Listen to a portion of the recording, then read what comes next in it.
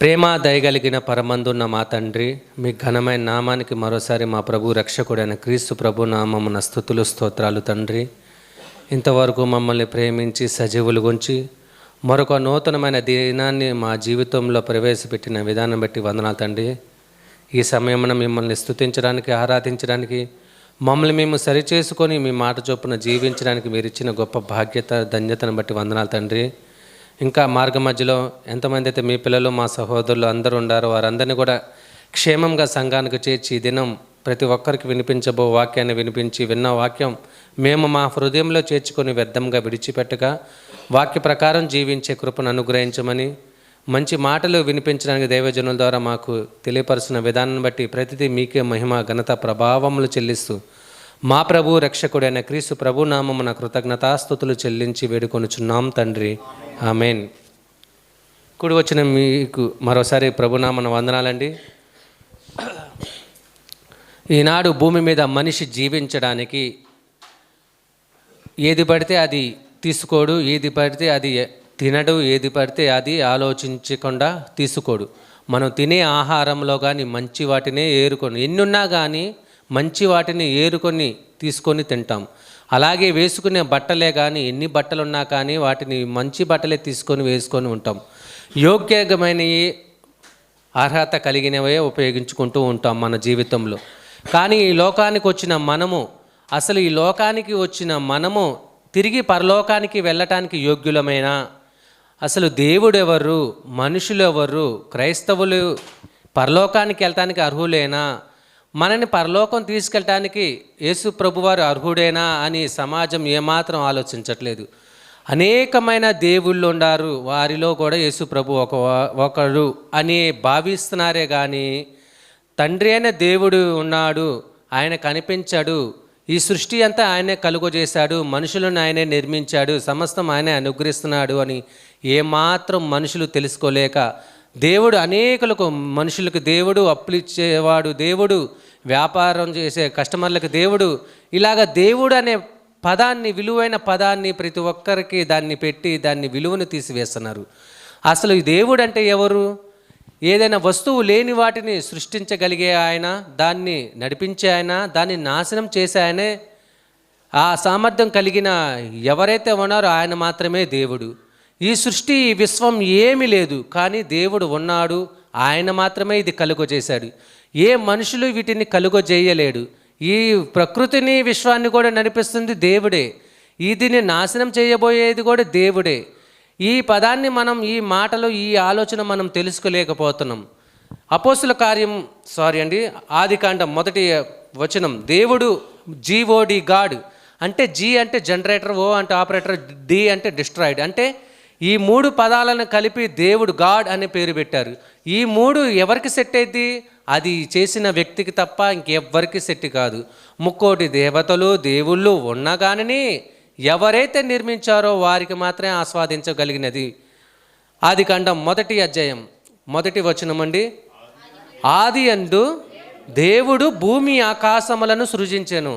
ఎవరు భూమి ఆకాశములను సృజించాడంట? జీ అంటే జనరేటర్, సృష్టించిన వాడు జనరేటర్, జీ అంటే.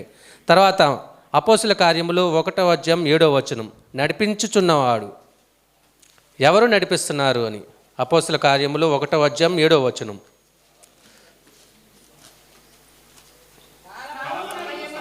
కాలములను సమయములను తండ్రి తన స్వాధీనం అందించుకున్నాడు. అంటే కాలములు, సమయములు ఎవరు స్వాధీనం అంటే దేవుని స్వాధీనం. అంటే నడిపిస్తుంది ఎవరు?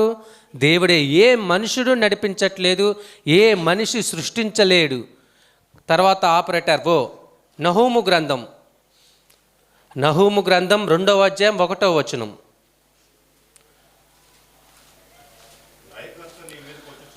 లయకర్త అంటే, లయకర్త అంటే ఎవరు? దేవుడు.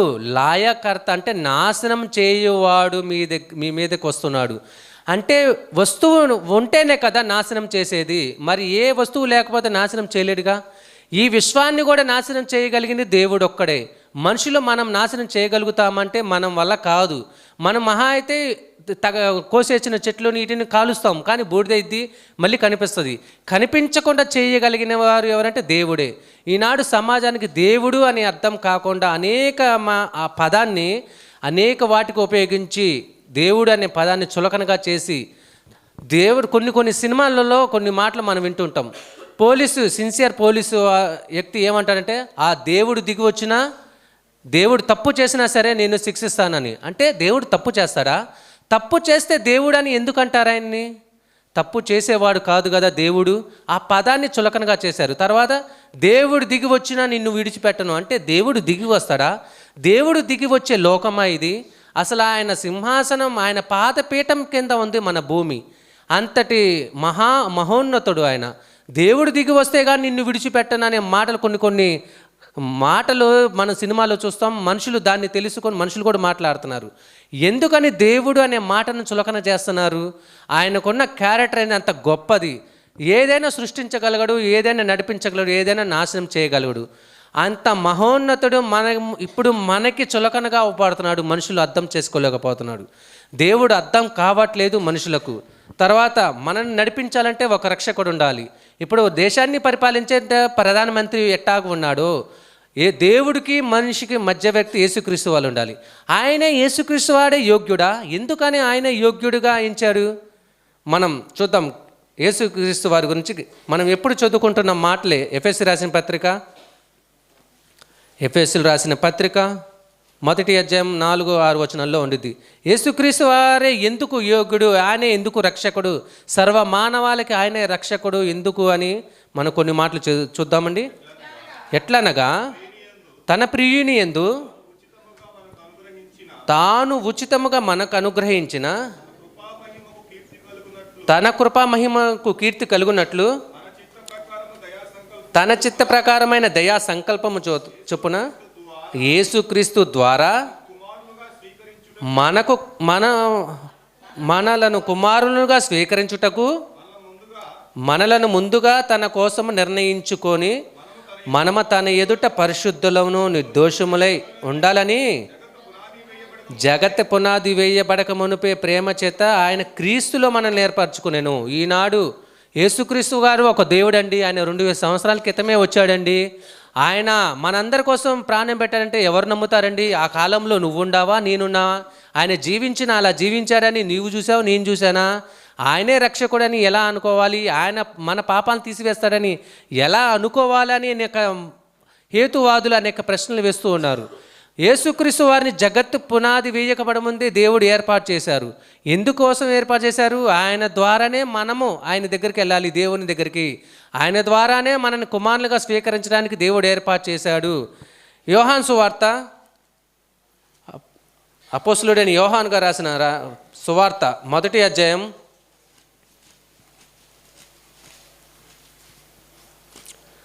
18వ వచనం.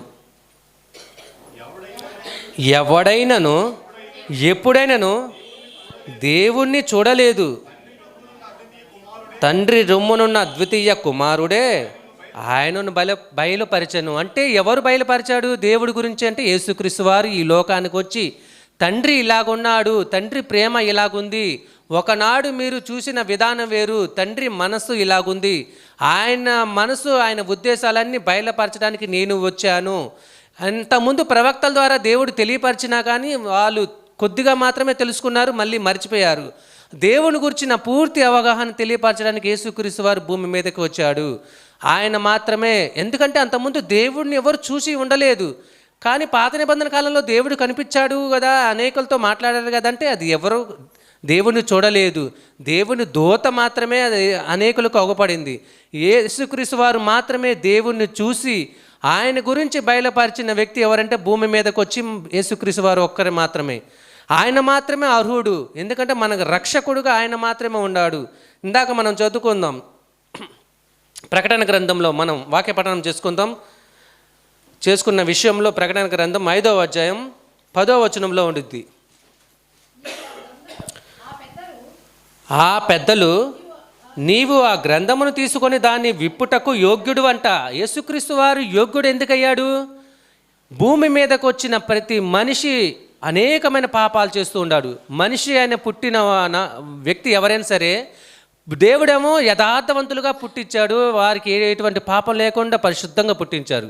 కానీ వాళ్ళు తెలుసుకొని వచ్చిన తర్వాత అనేకమైన పాపాలు చేసి దేవుడిని అతిక్రమం ఇచ్చి దేవుడిని అతిక్రమించి పాపం చేశారు. ఏ మనిషి పరిశుద్ధుడుగా లేడు. పరిశుద్ధుడిగా లేని ఆ విషయంలో యేసుక్రీస్తు వారు భూమి మీదకి వచ్చి మనవలే ఆయన కూడా జీవించి మనకొచ్చిన శోధనలు కూడా ఆయన భరించాడు, సహించాడు, కానీ పాపం చేయలేదు. అదే హెబ్రీయులు రాసిన పత్రికలో ఉండేది, మనవలే శోధింపబడినను ఆయన ఏ పాపము చేయలేని వాడుగా ఉన్నాడు. అంటే పాపము చేయడానికి ఆయన చేయగలుగుడా అంటే చేయగలడు, కానీ చేయకూడదు. పాపం అనేది దూరంగా ఉండాలి. దేవునిలో పాపం లేదు. ఆయన కుమారులు ఆయన పిల్లలలో కూడా పాపం ఉండకూడదని యేసుక్రీస్తు వారు కూడా పాపం చేయలేదు. అందుకు అర్హుడు. నీవు ఆ ముద్రలను విప్పుటకు యోగ్యుడవు. నీవు వధింపబడిన వాడివై నీ రక్తమిచ్చి ప్రతి వంశంలోనూ ఆయా భాషలు మాట్లాడు వారిలోను ప్రతి ప్రజలోను ప్రతి జనములోను దేవుని కొరకు మనుషులను కొని మా దేవునికి వారిని ఒక రాజ్యముగాను యాజకులుగాను చేసితివి అంట. ఎవరండి? ఎవరు రక్తం మన కోసం ప్రాణం పెట్టింది? యేసుక్రీస్తు వారు. యేసుక్రీస్తు వారు జీవించిన కాలంలో ఒక మాట మాట్లాడతాడు చూడండి. ఆయన యోహాను సువార్త, పాపం చేయలేదా అని ఈనాడు యేసుక్రీస్తు వారు కూడా పాపం చేయకుండా ఎట్టుంటాడండి అని ఎంతోమంది హేతువాదులు అడుగుతారు. ఆయన జీవించిన కాలంలోనే ఆయన చెప్పిన మాట. మరి ఆ మాట చెప్పినప్పుడు చుట్టుపక్కల ఉన్నవారు వ్యతిరేకించచ్చుగా, మరి వ్యతిరేకించకుండా ఎందుకు ఉన్నారు? యోహాను సువార్త 8వ అధ్యాయం 46వ వచనం 45 నుండి, నేను సత్యమునే చెప్పుచున్నాను కనుక మీరు నన్ను నమ్మరు. యేసుక్రీస్తు వారు సత్యమే చెబుతున్నారు కానీ నమ్మరు. నా యందు పాపం ఉన్నదని మీలో ఎవడు స్థాపించును? నేను సత్యము చెప్పుచున్న ఎడల మీరెందుకు నన్ను నమ్మరు? అంటే ఇప్పుడు మనమందరం భూమి మీద జీవిస్తున్నాం. మన గురించి మన తోటి వారు చెబుతారు నువ్వు ఎలాంటోడువో. యేసుక్రీస్తు వారు చుట్టుపక్కల ఉన్నవారు కూడా ఎవరు ఒక్క మాట మాట్లాడలేదు. ఎందుకంటే ఆయన యందు ఎటువంటి పాపం లేదు. నేను పాపము చేశానా, ఆ పాపము నన్ను నిరూపించండి అని ఆయన నాడు శపథం చేశాడు. అదే సందర్భం ఎందుకంటే ఆయన పాపం చేయలేదు అనే కారణం ఎందుకంటే ఒక తల్లిని వ్యభిచారిని శిక్షించడానికి పాపం లేనివాడు ఆమెని శిక్షించాలి అని చెప్తాడు. కానీ యేసుక్రీస్తు వారు పాపం చేశాడా చేయలేదా, ఆయన శిక్షించలేదంటే ఆయన కూడా పాపం చేసి ఉంటారని అంటాడు. కానీ అక్కడ ఆ మాట అనలా యేసుక్రీస్తు వారు. చూడండి 8వ అధ్యాయంలోని 7వ వచనం నుండి, వారు ఆయనను పట్టు వదలక అడుగుచుండగా ఆయన తల ఎత్తి చూచి, మీలో పాపము లేనివాడు మొట్టమొదట ఆమె మీద రాయి వేయవచ్చునని వారితో చెప్పి. అంటే పాపం లేనివాడు ఆమెను శిక్షించచ్చు. ఎందుకంటే ఆమె తప్పు చేసింది, పాపం చేసిందని సమాజంలో నిలబెట్టారు, మీరు తీసుకొచ్చి నా ముందు నిలబెట్టారు కదా. మరి మీలో ఎవరైతే పాపం చేయలేదో ఆమెను శిక్షించండి అని అంటాడు. తర్వాత కింద వచనం, మరలా వంగి నేల మీద రాయిచుండెను. వారు ఆ మాట విని పెద్దవారు మొదలుకొని చిన్నవారు వరకు ఒకని వెంట ఒకడు బయటికి వెళ్ళిరి. యేసు ఒక్కడే మిగిలెను. ఆ స్త్రీ మధ్యన నిలవబడి ఉండెను. యేసు తల ఎత్తి చూచి, అమ్మా వారెక్కడున్నారు? ఎవరైతే ఆమెను తీసుకొచ్చి మధ్యలో నిలబెట్టారో వారందరూ పాపం చేశానని వారి మనసాక్షి ఒప్పుకొని అందరూ విడిచిపెట్టి వెళ్ళిపోయారు. ఆమెని పాపం చేసింది కదా, మరి పట్టుకున్నారు కదా, మరి శిక్షించాలి కదా. మరి ఎందుకు శిక్షించలేదంటే అందరూ పాపం చేశారు. మరి యేసుక్రీస్తు వారు పాపం చేయలేదు కదా అని శిక్షించాలి కదా అంటే, కానీ ఆయన శిక్షించడానికి రాలేదు. అమ్మా వారెక్కడ ఉన్నారు? ఎవరునూ నీకు శిక్ష విధింపలేదా అని అడిగినప్పుడు ఆమె, లేదు ప్రభువా నేను. అందుకు యేసు, నేనును నీకు శిక్ష విధింపను, నీవు వెళ్ళి ఇక పాపము చేయకమని చెప్పాను. పాపం లేనివాడు కాబట్టి ఆమెను శిక్షించకుండా ప్రేమించి ఆమెను విడిచిపెట్టాడు. ఆయనకు ఉంది అర్హత, ఎందుకంటే ఆయన పాపం చేయలేదు, శిక్షించాలి. కానీ లోకానికి వచ్చింది శిక్షించడానికి కాదు, మనందరినీ రక్షించడానికి, మన పాపముల నిమిత్తం తన ప్రాణం పెట్టి దేవుని ఉద్దేశాలు, దేవుని మనసులు మనకు తెలియపరచడానికి యేసుక్రీస్తు వారు వచ్చాడు. ఆయన ఒక్కడు మాత్రమే మనని పరలోకం వెళ్ళే అర్హుడు. యోహాను సువార్త 14వ అధ్యాయంలో చెబుతాడు ఆయన గురించి. యోహాను సువార్త 14వ అధ్యాయం 6వ వచనంలో, యేసు నేనే మార్గమును సత్యమును జీవమును, నా ద్వారాన తప్ప ఎవడును తండ్రి యొద్దకు వెళ్ళడు. అంటే దేవుని యొద్దకు వెళ్ళాలంటే ఎవరు? యేసుక్రీస్తు వారు ఒక్కడే మార్గదర్శకుడు, ఆయన ఒక్కడే మనకి రక్షకుడు.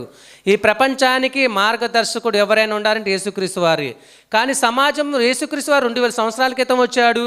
ఆయన జీవించిన విధానం మీరు పుస్తకాలు రాసుకున్నారే కానీ ఆయన ఎలా జీవించాడు, అనేక ప్రాంతాలకు వచ్చాడు, కాశ్మీర్ వచ్చాడు, ఇండియా వచ్చాడు, ఆయనకు పెళ్ళైంది, అనేకమైన మాటలు మాట్లాడి క్రైస్తవంలో ఉన్న అపనమ్మకం పుట్టించి చాలామంది విశ్వాసం దెబ్బతీస్తూ ఉన్నారు.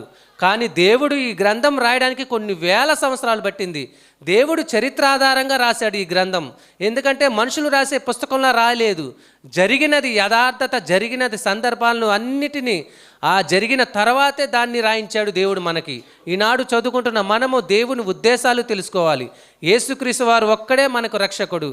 తర్వాత మరో సందర్భం, ఏది యోగ్యత ఏది అర్హతలో ఈ భూమి మాత్రమే మనకి యోగ్యత.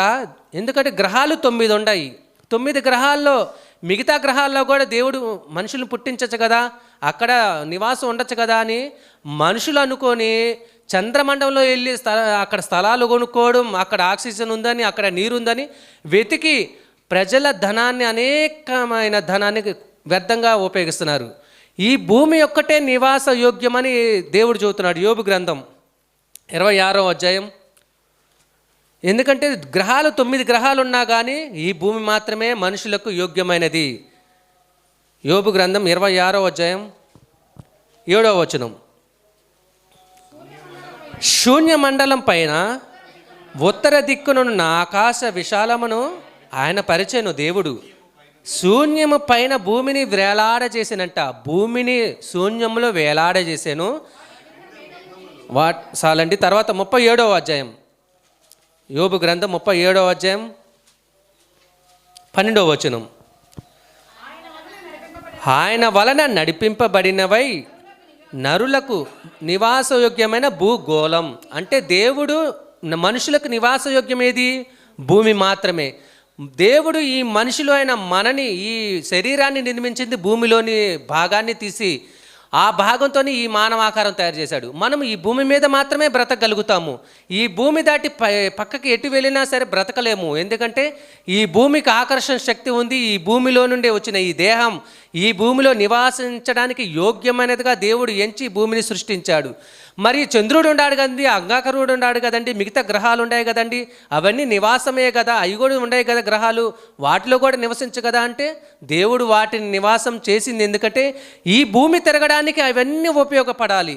మనము ఏదైనా వస్తువు తయారు చేయాలంటే ఆ తయారు చేసే విధానానికి ఎంతో వేస్ట్ అయిపోయింది. మరి ఆ వేస్ట్ అంతా ఎందుకు అయిందంటే ఈ వస్తువు తయారు చేయడానికి ఇంత కొద్దిగా తయారు చేయడానికి వేస్ట్ ఎందుకు చేశారంటే ఆ వస్తువు రావాలంటే చుట్టుపక్కల అంతా వేస్ట్ చేస్తే కానీ. ఇప్పుడు మనం తాగే మినరల్ వాటర్ ఉంటుంది, 1 లీటర్ తయారవ్వాలంటే కనీసం 10 లీటర్ల దాకా ఖర్చు అవ్వాలి. ఆ మినరల్ వాటర్ ఆ విధంగా ప్యూరిఫై క్లారిటీకి రావాలంటే ఎందుకు ఇలా చేస్తున్నారు? ఆ 10 లీటర్ల నీళ్ళు తాగొచ్చు కదా అంటే కాదు, ఫిల్టర్ అయ్యి రావాలి, మనకి నివాస యోగ్యంగా ఉండాలి, మనం తాగడానికి కావాలంటే ఖర్చు అవ్వాలి. అలాగనే ఈ లోకంలో విశ్వంలో కూడా అనేక గ్రహాలను పెట్టాడు ఈ భూమి తిరగడానికి. ఇది మాత్రమే నివాస యోగ్యము. మనుషులు చంద్రుడి మీద నేను ఇల్లు కట్టుకుంటాను, భూమి అంతా నాశనం అయిపోద్ది. ఒకనాడు బాబేలు గోపురం కట్టి నోవాహు కాలంలో ఎత్తు నీళ్ళు వచ్చినాయి కదా, పైకి ఎక్కితే మనము అక్కడ బ్రతికుంటాము, మునిగిపోతారు, కింద వారు చనిపోతారని బాబేలు గోపురం కట్టి మనుషులు అక్కడ స్థిరపడి ఉండాలని అనుకున్నారు. కానీ దేవుడు చల్లా చెదురు చేశారు. ఈనాడు భూమి మీద కూడా ఎంతో హైట్గా మేడలు కట్టుకుంటున్నారు. ఈ మేడలన్నీ భూమి మీదే ఉన్నాయి, ఆకాశంలో లేవు కదా. ఎప్పటికైనా సరే భూమియే కదా పునాది.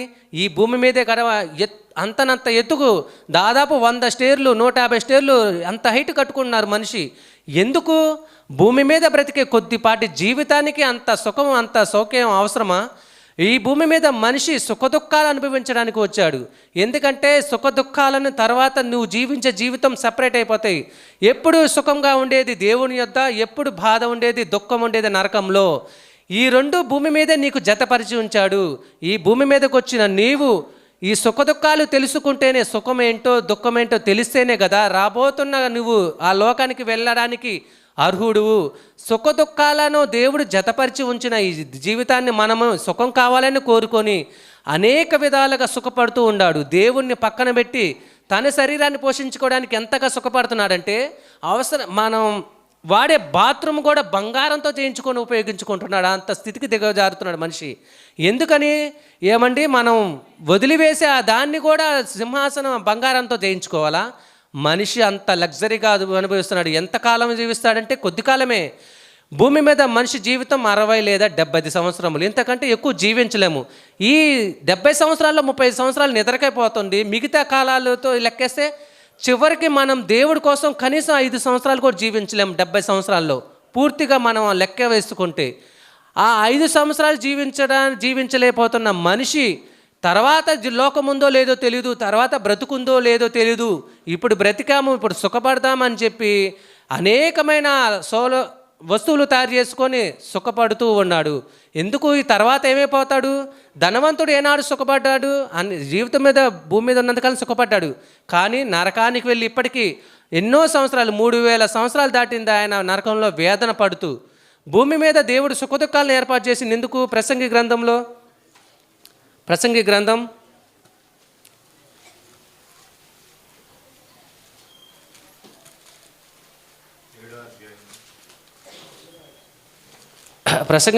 7వ అధ్యాయం 14వ వచనం.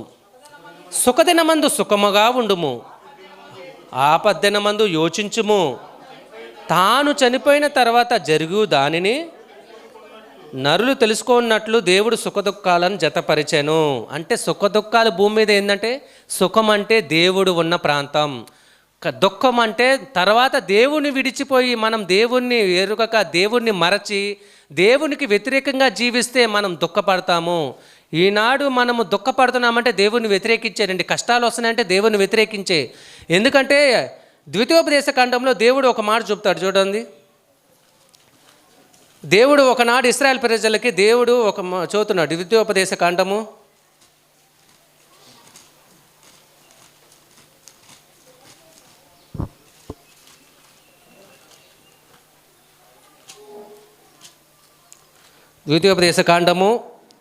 28వ అధ్యాయం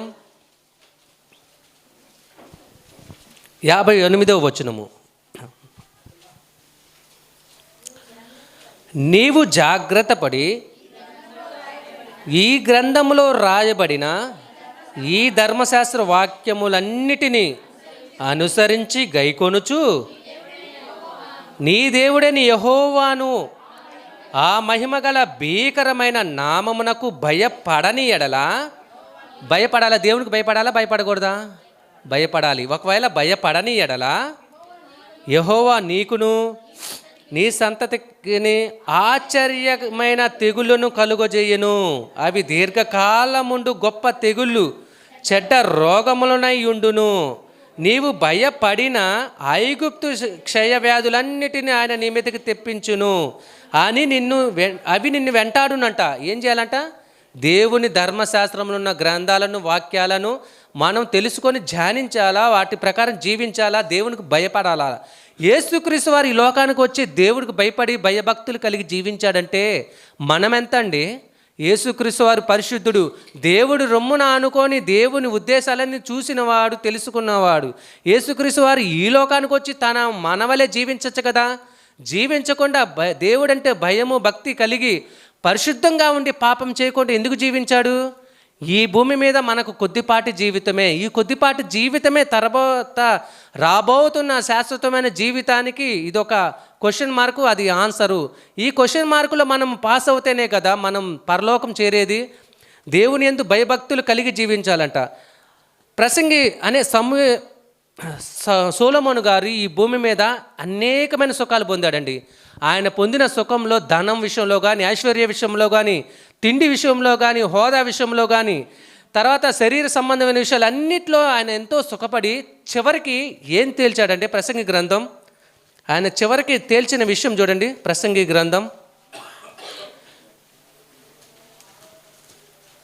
గ్రంథం చివరి అధ్యాయం చివరి మాట 12వ అధ్యాయం 13వ వచనం 14వ వచనం. ఇదంతయు వినిన తరువాత తేలిన ఫలితార్థం ఇదే: దేవుని యందు భయభక్తులు కలిగి ఉండి ఆయన కట్టడలను అనుసరించి నడుచుచుండవలెనని మానవ కోటికి ఇదే విధి ఏదంట, దేవుని యందు భయభక్తులు కలిగి ఉండటమే. ఎందుకంటే ఈనాడు మనము కూడా ఎన్నో సుఖాలకి అలవాటు పడి దేవుని దూరం చేసి కొన్ని సుఖాల కోసం దేవుని ఆజ్ఞను అతిక్రమిస్తున్నాం. దేవుని మీటింగులకి కానీ దేవుని చర్చిలకు కానీ ఎగ్గొట్టి తిరుగుతున్నాం, పోషించుకోవడానికి, శరీరాన్ని సుఖపెట్టుకోవడానికి. కానీ ఇవన్నీ ఎప్పటికైనా వ్యర్థమేనా అంటున్నాడు. ఎందుకంటే మనకన్నా ఎక్కువ అనుభవించాడు సొలొమోను గారు. ఆయన అనుభవించిన విధానంలో మనం కొద్ది కూడా అనుభవించట్లేదు. కానీ ఆయన అంత అనుభవించిన ఆయనగా చివరికి ఏం తెలియదంట, ఇదంతా వినిన తర్వాత తేలిన ఫలితార్థం ఇదే అంట, దేవుని యందు భయభక్తులు కలిగి ఉండి ఆయన కట్టడలను అనుసరించి నడుచుకొనుచుండవలెను. ఇదే మానవ కోటి అయిన మనందరికీ మేలు, ఉపయోగం, యోగ్యమైనది, అర్హులము. మనము అలాగ జీవిస్తేనే అర్హులము. ఎందుకంటే మనం క్రైస్తవులమైన పేరుకు మాత్రమే క్రైస్తవులమై అన్య ఆచారాలు అనుసరిస్తూ వాటిని పాటిస్తూ, వారు పండుగ చేసుకుంటున్నారు కదా మనం పండుగ చేస్తున్నాము, వారు పూజలు చేస్తున్నారు కదా మనం కూడా మరియమ్మ తల్లి కానీ యేసు ప్రభు విగ్రహాలు పెట్టి ఇంట్లో కానీ పూజిస్తే చాలా తప్పండి, చాలా వ్యర్థం. ఎందుకంటే దేవుడు కనిపించలేదు, యేసుక్రీస్తు వారిని మనం చూడలేదు. ఆయన ఇలా ఉండాడని, ఈయన అని మనం ఎలా గుర్తిస్తాము? ఆయన ఫోటోని పెట్టుకొని కూడా మనం పూజిస్తే అది తప్పు కదా. వాక్యమే యేసుక్రీస్తు వారు కానీ దేవుడు గారు ఏమంటున్నాడు, ఈ వాక్యాన్ని గైకోనండి, ఈ వాక్యాన్ని పాటించండి.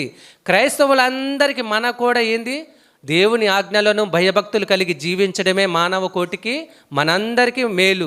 అలాంటి మేలుకరమైన జీవితాన్ని మనం జీవించాలని దేవుడు యోగ్యమైన నమ్మకస్తుడా, బల నమ్మకమైన దాసుడా, బల నమ్మకమైన వాడా అని అనిపించుకునే విధంగా మనం జీవించాలని కోరుకుంటూ ఈ మాటలు ముగిస్తున్నాండి. ప్రార్థన చేసుకుందాం.